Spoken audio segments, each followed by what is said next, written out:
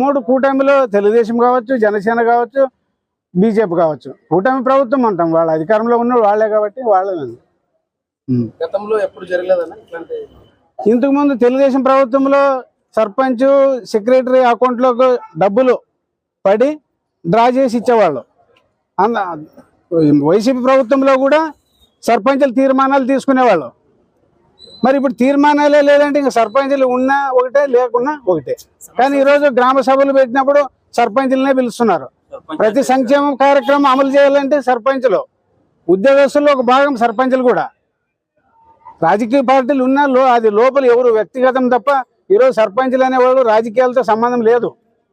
కానీ ఈరోజు రాజకీయ దురుద్దేశంతోనే సర్పంచులను పక్క పెడుతుంది కూటమి ప్రభుత్వం. అందుకని దీన్ని మేము వ్యతిరేకిస్తున్నాము. సర్పంచులందరూ కలిసి సబ్ కలెక్టర్ గారికి వినతి పత్రం ఇవ్వడం జరిగింది. ఆ వినతి పత్రం ముఖ్య ఉద్దేశం ఏమంటే, మన రాష్ట్రంలో కూటమి ప్రభుత్వం వచ్చిన తర్వాత ప్రత్యేకంగా మన ఆదోని మండలంలో సర్పంచుల తీర్మానాలు లేకున్నట్ల అభివృద్ధి పనులు చేయడం కరెక్ట్ కాదని మేము కలెక్టర్ గారికి తెలియజేయడం జరిగింది. మొదట్లో పనులు గుర్తించండి అని తీర్మానాలు తీసుకున్నారు. అందరు తీర్మానాలు ఇచ్చినాము. మేము వ్యతిరేకం కాదు, అభివృద్ధి కావాల్సిందే. గ్రామాలు తప్పదు. మాకు వచ్చే నిధులు తక్కువ ఉన్నాయి కాబట్టి పైనుంచి నిధులు వస్తే ఇంకా మేము సంతోషిస్తాము. కానీ ఇక్కడుండే ఆదోని మండలంలో పరిస్థితి ఏమంటే, సర్పంచుల తీర్మానాలు లేకున్నట్ల, సర్పంచులతో సంప్రదించుకోకున్నట్ల ఏకపక్షంగా ఈరోజు పనులు చేస్తున్నారు.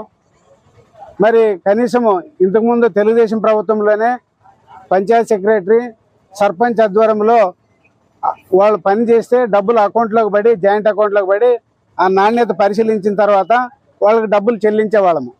కానీ ఈరోజు సర్పంచులతో ఎలాంటి సంబంధం లేకున్నట్ల ఈరోజు ఏకపక్షంగా రోడ్లు వేసి ఈరోజు సర్పంచుల హక్కుల్ని వాళ్ళు నిరాకరిస్తున్నారు. వాళ్ళు పూర్తిగా మమ్మల్ని ఏమి లెక్క చేయడం లేదు సర్పంచులని మా అందరి బాధ. ఈరోజు సర్పంచులు అంటే ఒక రాజకీయ పార్టీకి సంబంధం లేదు. మేము కూడా ఉద్యోగస్తుల్లో భాగంగానే అందరు సర్పంచులు పనిచేస్తున్నారు. వాళ్ళ నిధులతోన ఊర్లో అభివృద్ధి చేస్తున్నారు. మరి ఉపాధి హామీ నిధులు ఇప్పుడు ప్రత్యేకంగా ప్రతి గ్రామంలో సీసీ రోడ్లు, డ్రైనేజీలు వచ్చినాయి. కానీ వీటికి సంబంధించి ఇంతవరకు తీర్మానాలు తీసుకోకుండానే కొంతమంది బెదిరిస్తున్నారు. మీ తీర్మానాలు అవసరం లేదు, మేము కలెక్టర్తో తీర్మానం తీసుకొని పనిచేస్తామని బెదిరిస్తున్నారు. ఇది కరెక్ట్ కాదు. ఎందుకంటే గ్రామ పంచాయతీకి సర్పంచే అధికారి, నాయకుడు కూడా. మరి ఈరోజు సర్పంచుల్ని గౌరవించుకోకున్నట్ల ఈరోజు ఈ కూటమి ప్రభుత్వం వ్యవహరించడం సరైనది కాదు. ఎన్నికల ముందు కూటమి ప్రభుత్వం ఏం చెప్పింది? సర్పంచులు సరైన గౌరవం ఇస్తాము, గతంలో ప్రభుత్వము మీ నిధులనంతా పక్కదారి పట్టించింది, మేము వస్తే ఖచ్చితంగా మీకు న్యాయం చేస్తామన్నారు. చాలామంది సర్పంచులు కూడా ఈ కూటమి ప్రభుత్వానికి సహకరించినారు. కానీ ఈరోజు కూటమి ప్రభుత్వము వచ్చిన తర్వాత సర్పంచులంతా పక్కన పెట్టి ఈరోజు వాళ్ళ కార్యకర్తలకి లేదా వాళ్ళ అనుయూయులకి ఈరోజు అధికారం కట్టబెట్టి ఈరోజు పనులు అప్పు చెప్పడము, అక్కడ నాణ్యత ఉందో లేదో తెలియని పరిస్థితి.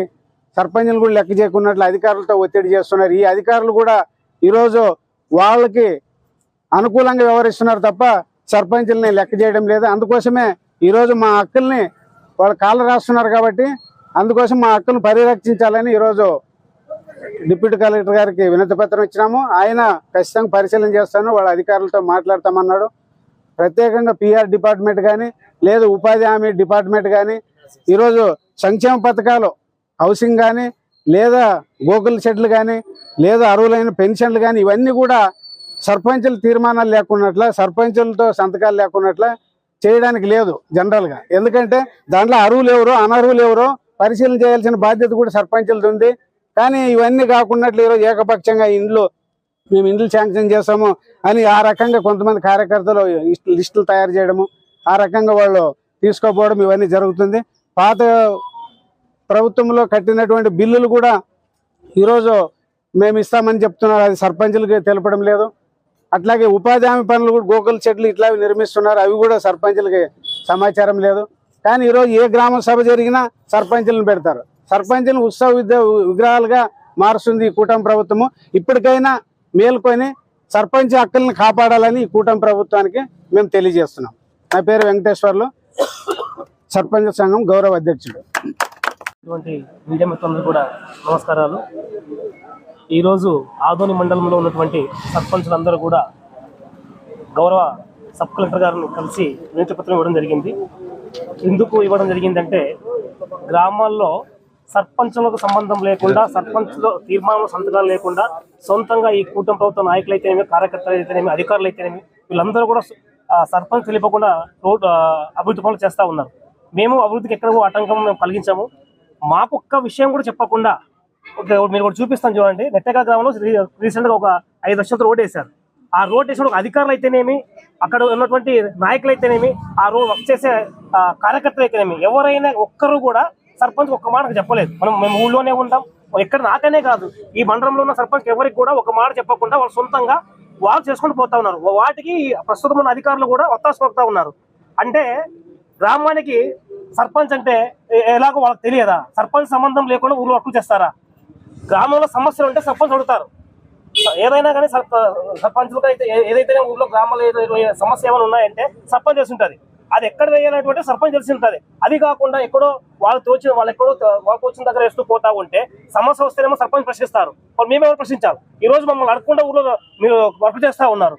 మీకైతే ఒకవేళ మేము గ్రామ సభ రావాలని ఖచ్చితంగా గ్రామ సభ పిలుస్తున్నారు తప్ప మాకు ఒక విషయం చెప్తా ఉన్నారా? అధికారులు కూడా ఒక మాట చెప్పట్లేదు.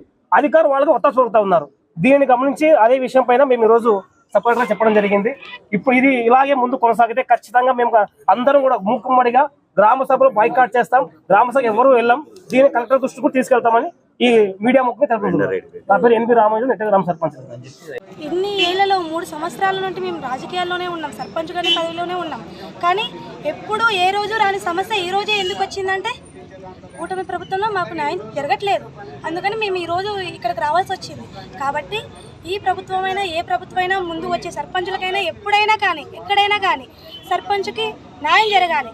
ఎందుకంటే మేము ప్రజల చేత ప్రజల కోసం ఎన్నుకోబడిన సర్పంచులు కాబట్టి మాకు కంపల్సరీ న్యాయం జరగాలి. ఎందుకంటే ఈరోజు మా ప్రమేయం లేకుండా, మా సిగ్నేచర్ లేకుండా, మా అవసరం లేకుండా పల్లెల్లో పనులు జరుగుతున్నాయి. ఎలా?